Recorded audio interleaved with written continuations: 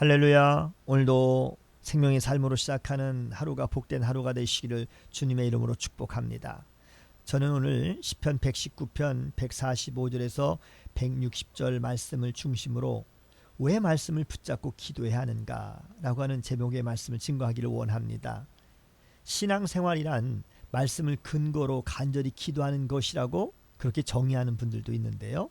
물론 지나친 단순화일 수 있습니다만, 그러나 오늘 본문에 있는 말씀 시편 119편에서 시인이 노래하는 것을 보면 왜 우리의 모든 삶 가운데 특별히 어려움이 올 때 말씀을 붙잡고 기도해야 하는지를 잘 알 수가 있습니다. 첫째는 악인이 가까울수록 주님도 가까우심으로 우리가 말씀을 붙잡고 기도해야 합니다. 시인은 자신이 매우 절박한 위기에 있음을 드러내고 있는데요. 그는 그래서 반복해서 하나님께 부르짖고 있다라고 호소를 했습니다.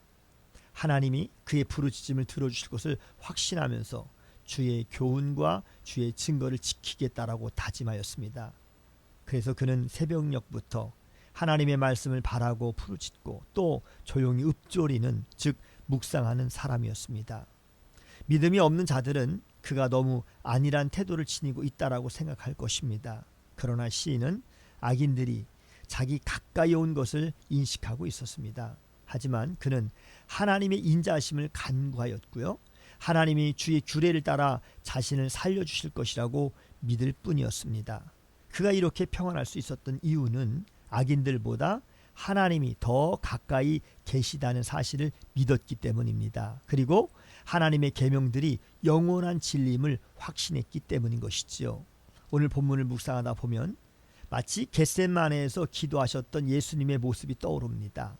예수님은 악인들이 가까이 왔음을 알고 계시면서도 피하시거나 그들에 대하여 대항을 준비하지 않으시고 그저 하나님께 기도를 선택하셨습니다. 불신자들의 눈으로 보면 예수님은 기도만 하고 계셨기 때문에 체포당하시고 패배하신 것처럼 보였지만 예수님은 오히려 이를 통해서 진정한 승리를 이루셨던 것이지요.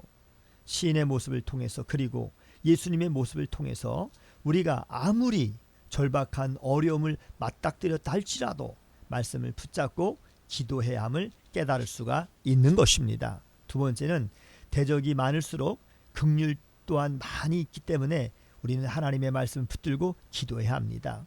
시인은 고난에서 벗어나는 길은 오직 하나님의 구원 외에는 없다는 것을 잘 알고 있었습니다. 율법을 잊지 않고 있으면 하나님이 그의 변호사가 되어주실 것이고 또 악인들은 주님에게서 멀어질 것을 잘 알고 있었습니다. 사실 시인은 많은 핍박을 받고 있었습니다. 하나님의 진리를 추구하고 세상의 상식을 거부하면 필연적으로 주위의 적들이 생기게 마련이 있지요. 시인은 자기를 핍박하는 대적들이 많기는 하지만 주님의 긍휼이 많다는 사실을 잊지 않고 있었습니다. 그래서 시인은 주님의 말씀을 지키지 않는 거짓된 자들을 보고 슬퍼하지만 그들에게 영향을 받거나 또 그들을 따를 생각은 전혀 없었던 것입니다. 하나님의 말씀, 하나님의 의로운 규례들은 진리이며 영원하기 때문에 잠깐 세력을 떨치다가 금방 사라진다는 그런 사실을 그는 잘 알고 있었던 것이지요.